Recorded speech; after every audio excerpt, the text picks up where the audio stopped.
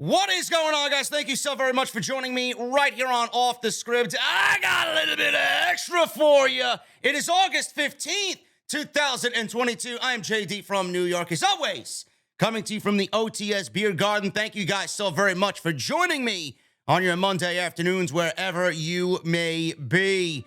WWE was planning, I should say, not WWE, Vince McMahon and Bruce Prichard were planning on burying your current Intercontinental Champion, Gunther. Why were they going to bury Gunther? I'll tell you why right here on OTS Extra. And thank God Vince McMahon is gone. Gunther definitely dodged a bullet.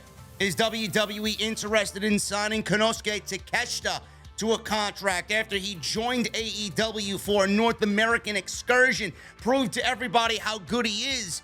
Triple H thinking about taking him away from AEW. And will we see the Bruiserweight return? Yes, Pete Dunne may be dropping the "let me at him, Scoob" gimmick of Butch. And we may be seeing a return to form for Pete Dunne back to the Bruiserweight. All this plus so much more right here on Off the Script. Follow me on social media at JDfromNY206. That's Twitter, Instagram, TikTok, and Cameo. Make sure you guys get those cameos in. Everything you need is linked down below in the description of this very video. Make sure you guys hit that subscribe button down below. Turn on the bell for notifications. Hit that thumbs up. I need 1,000 likes minimum today on OTS Extra. And if you guys missed any of the content on the channel, including last night's massive OTS 440, make sure you guys go check all of that stuff out. It is on the homepage right now if you missed any content. And I will be live tonight after Monday Night Raw. This is going to be week 3 of the Triple H Paul Levesque era. Let's start at the top here, man. Konosuke Takeshita, probably one of my favorite things in all of AEW, maybe WWE soon, all of AEW in 2022, probably all of professional wrestling. I mean, he took the pro wrestling world by storm. He took me by storm. I didn't know anything about this guy, but there is a lot to like about Konosuke Takeshita, man. He's got a little bit of Kota Ibushi in him. He's got a little bit of Kenny Omega in him. He's going to be a big deal. If he ends up coming back to the States, he's going to be a major, major player for any promotion that lands him. But WWE may already have an eye on Konosuke Takeshita. This is from the Wrestling Observer Radio that WWE is looking currently to sign a big Japanese superstar. Now, again, we would not be hearing about any of this 3 weeks ago, 4 weeks ago. This is all Paul Levesque. So he knows talent. He obviously is thinking about the same that he used to do for Black and Gold. And someone like Takeshita, I mean, that would be a major get for WWE. He would be incredible no matter where he landed. Meltzer didn't report that WWE is looking to sign Takeshita specifically. But I mean, he is probably the one Japanese name right now making waves more so than anybody else. And he doesn't even know if he'd be contractually available. But he did say that Takeshita is someone who fits the bill of exactly what WWE is looking for, so he could be on the company's radar. He says this, and I quote, "A year or so, enough time to make something interesting with him. He's living here, but even if he goes back, they can bring him in at any time they want. It's not like he'll be here for a year and then they can never use him again." So the fact that they don't have him under a 5-year deal or anything like that shouldn't be incumbent on how they use him. So I don't know what his deal is with DDT. WWE, if he doesn't have a full-time deal somewhere, WWE is looking for a big Japanese guy as we speak, and this guy's got some size, he's young, and he's got a good body, and he's a fantastic wrestler. So somebody there may stumble upon him and be interested because he's exactly what they are looking for. And there's no doubt in my mind that Triple H is already eyeing Takeshita. It would surprise me if he's not. So he's made waves. He's made a name for himself on AEW television with how great he's been, the bangers he's had with Moxley and Cesaro, Claudio. Incredible stuff from Takeshita. So his win-loss record in AEW right now is 7-7. His last TV win was against Ryan Nemeth, and that was on Rampage not too long ago. Many fans said they want AEW to pick him up when he is really available, and they want him to be a big deal in AEW. And it's funny that fans want that. It seems like Takeshita wants that as well, because with all these reports, WWE is looking for a big Japanese guy, Takeshita going over to WWE, he spoke with Cultaholic, and he said this, and I'm surprised by this. Takeshita stated he'd prefer to continue working with AEW and not go anywhere else. He says, and I quote, "To be honest, I'm not interested in going to WWE now. My next goal is more fights in AEW, I hope. So I have to go back to Japan in August and September. Maybe not decided yet. I hope I go back to America by October. Then if I stay in the US, I can come to the UK more times. From Japan to the UK is so far, but US to UK is maybe 7 hours. It's possible." There you go. From the man himself. Words out of the man's mouth himself. He wants to be with AEW, and that's a big deal.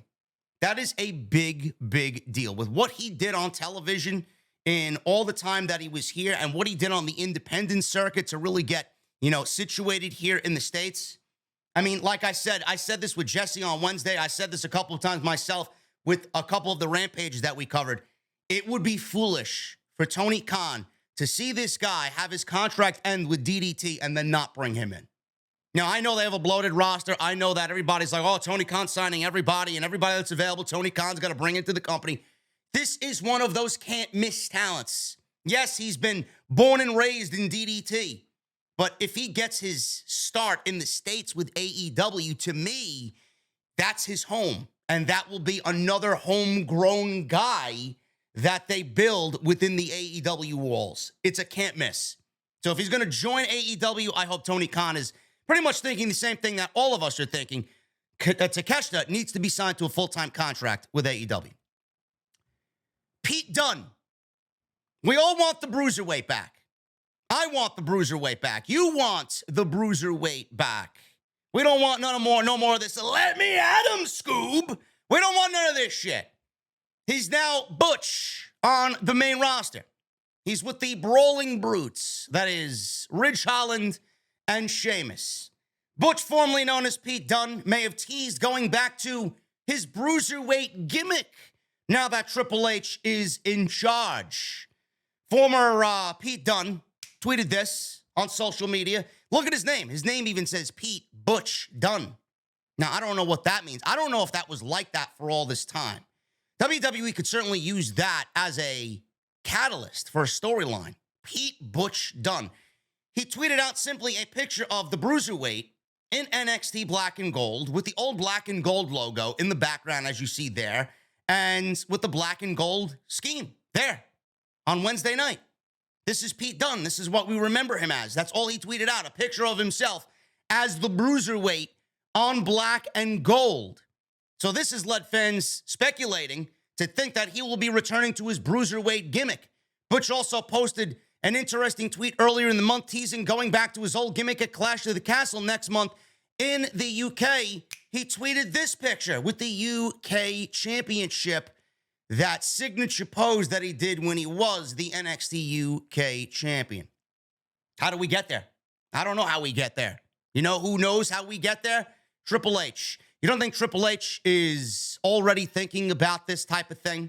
You don't think Triple H, and this is why a lot of people don't really get the excitement. Why is everybody excited for Triple H to do Black and Gold? This is what brought these guys to the table. He operated under the Bruiserweight for 4 years in WWE. You should already know who Pete Dunne is under a WWE banner. I don't get this. Oh, nobody wants to see the Bruiserweight back. Nobody knows who the Bruiserweight is. Everybody knows who Butch is. Butch is a fucking concept drawn up by Vince McMahon that literally buried him without actually burying him.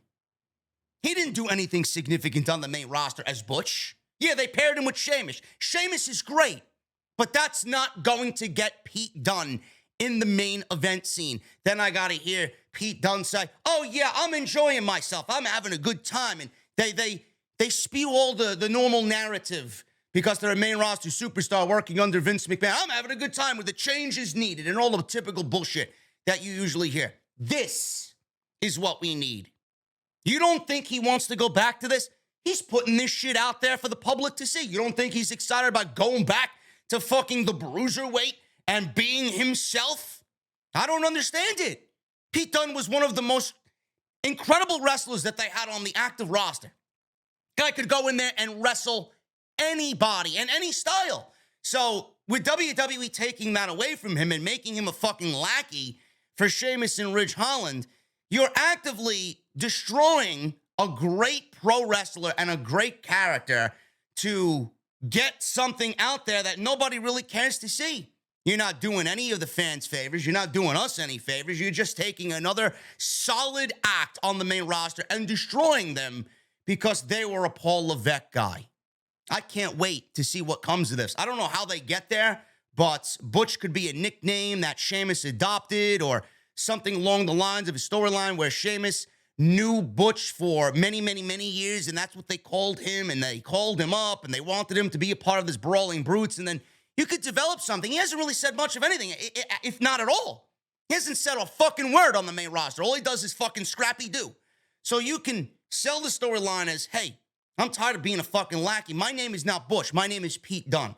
So I really hope that Triple H really devises a plan here to get the Bruiserweight back on television. This is promising in itself. And there are a lot of people out there that are putting shit on social media that normally you wouldn't see in the Vince McMahon era. This is one of them. Walter, Gunther, which I'll talk about in a little bit, he put on social media a picture of himself holding the Intercontinental Championship, and he put himself, as far as what he put in the tweet, professional wrestler. Normally, you would never see something like that in the Vince McMahon administration. Now we're seeing a lot of these people's true feelings come out. This is one of them. I can't wait to see what potentially comes of Pete Dunne going back to the Bruiserweight gimmick. It is absolutely needed. You put him on SmackDown as the Bruiserweight, look at how much roster depth that return would give WWE, man. A solid mid-card guy, upper mid-card guy that would fucking kill it. He's got the potential to break out and be a main event guy. So I'm looking forward to seeing what happens with Pete Dunne and the Bruiserweight gimmick coming back to WWE. Speaking of Gunther, this is what he put on social media. Vince McMahon wanted to bury Gunther on television after his WWE Raw appearance on 4th of July. Now, what did he do on 4th of July? He buried R-Truth. R-Truth came out dressed as Uncle Sam, and Gunther blasted him and beat him down in about 90 seconds. WrestleVotes reported yesterday that after Gunther appeared on the 7-4 episode of Monday Night Raw, those in power, Vince McMahon and Bruce Prichard at the time, soured on Gunther for some reason, and there were plans to bury him on TV. Now, on the 7-4 episode, like I said, R-Truth made his way out to the ring for an Independence Day skit, dressed as Uncle Sam. Gunther interrupted and then beat R-Truth in a match in about 90 seconds. There didn't seem to be anything wrong with Gunther's performance, but the powers that be in WWE at the time apparently saw things differently. Maybe they were watching AEW Dark. That's what it sounds like to me. Or maybe they mistaken Gunther for Ludwig Kaiser. WrestleVotes tweeted, and I quote, following his appearance on Raw on 7-4, those in power at the time soured on Gunther for whatever ridiculous reason, to the point where a burial on TV was coming just a month later, and quite the difference. ... End quote.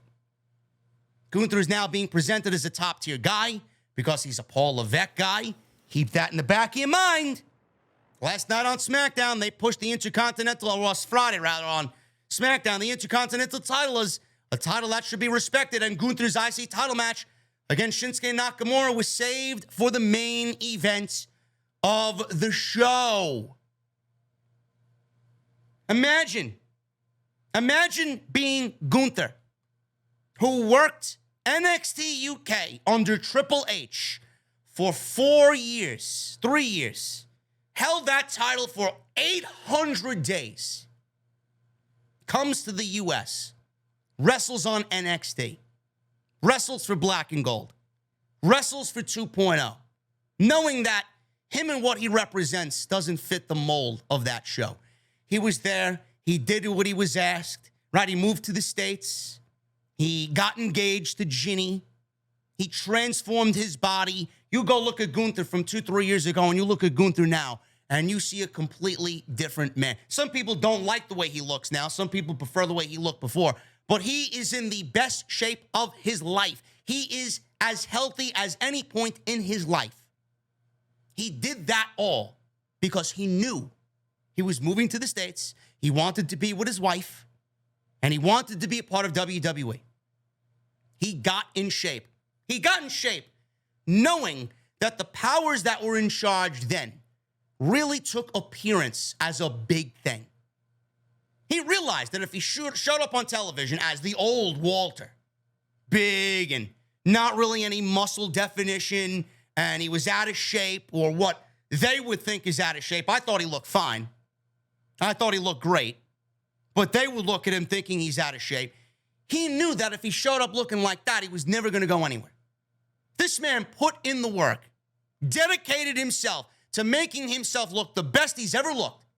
Moved to the States, didn't complain, didn't say anything, put over Braun Breaker, put over everybody they asked him to put over. Wasn't really anything special on 2.0. He got called up to the main roster. They broke up Imperium. They broke Fabian Eichner away from him. They changed his fucking name. They changed Kaiser's name, right? Not one single fucking complaint from this man. Only to go to the main roster. He gets treated like a big deal for about a month and a half. I would have ended up being right anyway, right? I was going to end up being right anyway. I knew it. Go to the main roster, being booked like a fucking stud, wins the Intercontinental Championship, buries Ricochet not once but twice, and he's the Intercontinental Champion. They stalled in this feud with Nakamura. They didn't know where they wanted it to go, when it was supposed to happen. Triple H, first night in there, yeah, we're doing this match tonight. We're going to build the IC title. We're going to give it a video package. It's going to be a 2-hour-long thing. You guys are going to get the main event, and you're going to put the Intercontinental title in the fucking position it needs to be in the main event at the end of the show. Imagine Gunther doing all of that and not complaining a fucking single thing. Complaining about a single thing. Only for Vince McMahon to look at him, sour on him for no reason, and decide that he was going to bury Gunther. JD, what's the reason? What's the reason? Why would Vince McMahon and Bruce Prichard bury Gunther? Folks, the answer is the same fucking answer I gave you last year, the year before that, the year before that, with every fucking release. With every release and the death of NXT, Black and Gold, it is the same fucking reason. If they buried Gunther from the word go, it would be blatant, and they would get a shitstorm of bullshit coming down upon them. They figured that they toy around with him for a little bit. They'll book him like a fucking stud. They'll book him like a monster. It'll be 2, 3, 4 months before they do anything to counteract that. Yeah, we'll give him the IC title. We'll pretend in front of the audience that he's being booked like a big guy on our roster. And then we'll bury him gradually, slowly, but surely. They're not going to outwardly bring him to television and fucking bury him. You can't do that with somebody like that, and it would be fucking right in your face. They wouldn't even fucking be able to hide that shit and what their intention was. They think they're slick, though. They think they could prolong it. Yeah, we'll give him a good spot. We'll give him the title, right? Even though the title meant nothing. What's the Intercontinental title in the Vince McMahon era? Garbage. Garbage. I'd use it as a fucking paperweight on my fucking desk, and I don't have any papers on my desk. I put it on the fucking wall and let it collect dust. That's exactly what they did with it. You see, if they buried Gunther from the word go, their intentions would be right in your face. They felt like if they prolonged it, it would be kind of concealed and hidden a little bit. They would make up. It would give them enough time to make up some fucking bullshit narrative as to why they need to bury him. Oh, he's out of shape. Oh, we don't like the way he wrestles. Oh, we can't speak English. Oh, we can't cut a promo. Oh, he's not getting over with the fucking crowd. Why did they decide to want to bury him? Simple, folks.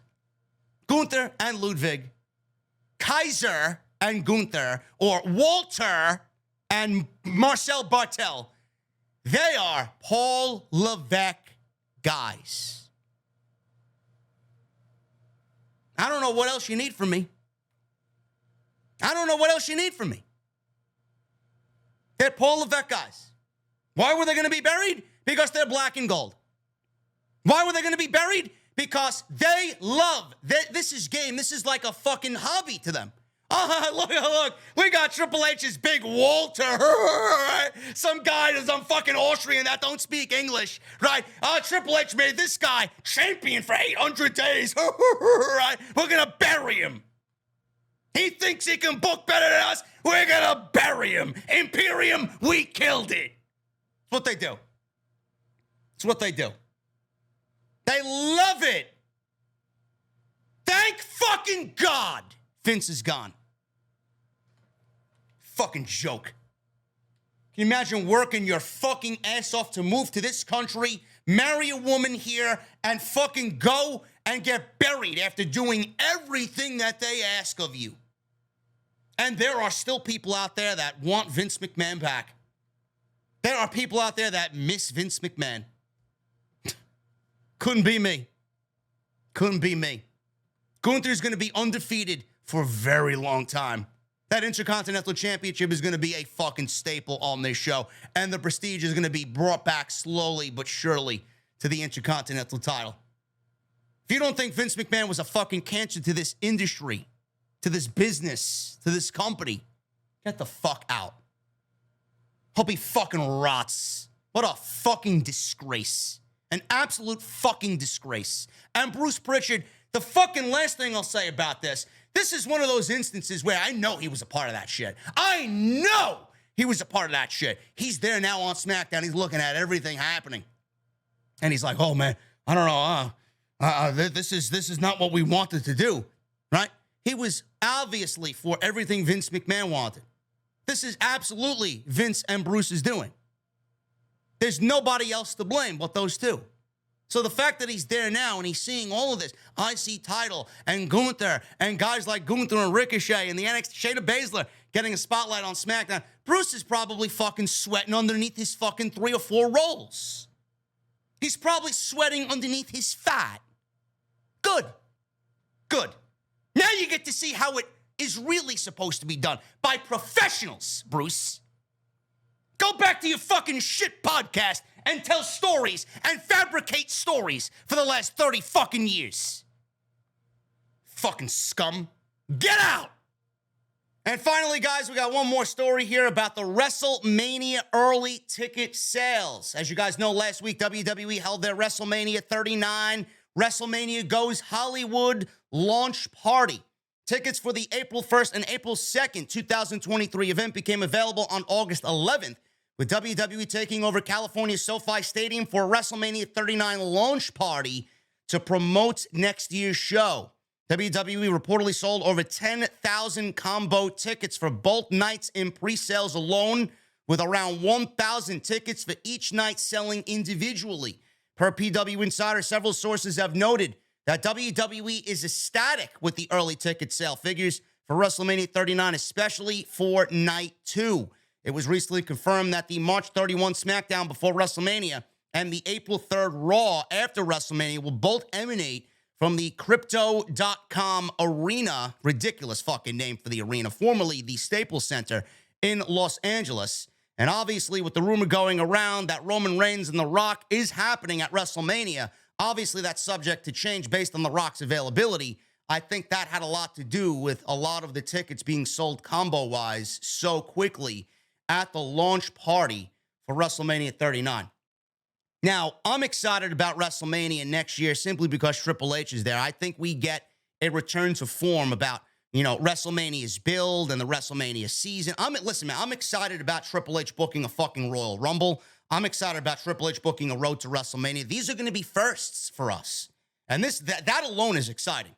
I don't know how you guys think, but that alone to me is exciting. Him booking a Rumble and then him booking a WrestleMania season and Monday Night Raw after WrestleMania. You and I both know that Monday Night Raw after WrestleMania has not felt like Raw after WrestleMania in several years. This will be Triple H's first.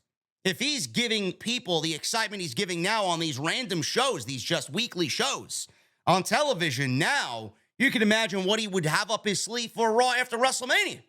I'm excited about that. And WrestleMania, you know, with everything that's going on, a Rock Roman WrestleMania, Cody winning the world title, potentially from a Roman, maybe if they don't get The Rock, or he goes into a WrestleMania main event against Seth Rollins and match number 4, winning the world championship and becoming the WWE champion. This could be one of the biggest WrestleManias of all time. This could be one of the most important WrestleManias of all time. And this is going to be tremendous, man. So 10,000 tickets combo, that stadium fills 90. I don't know what the layout's going to be with WrestleMania. I don't know if they're going to get 100,000. They'll probably tell you that there's 100,000 there. Let's give or take 90,000. They've already sold 10,000 fucking combo tickets for night 1 and night 2. And then I don't even know if they're really on. That was just pre-sale. That was just pre-sale. We don't even know the figure with the tickets just going on sale this week for WrestleMania. Tremendous stuff. So WWE is said to be ecstatic about early ticket sales, especially for both nights of WrestleMania. And you would figure that they're excited about night 2 because that's where they want Roman and Dwayne to close out the show. So exciting stuff there from the WrestleMania launch party in regards to WrestleMania 39. Guys, that's all I got for you today on Extra. Let me know what you guys think of all the top stories down below. And leave me your thoughts on Gunther.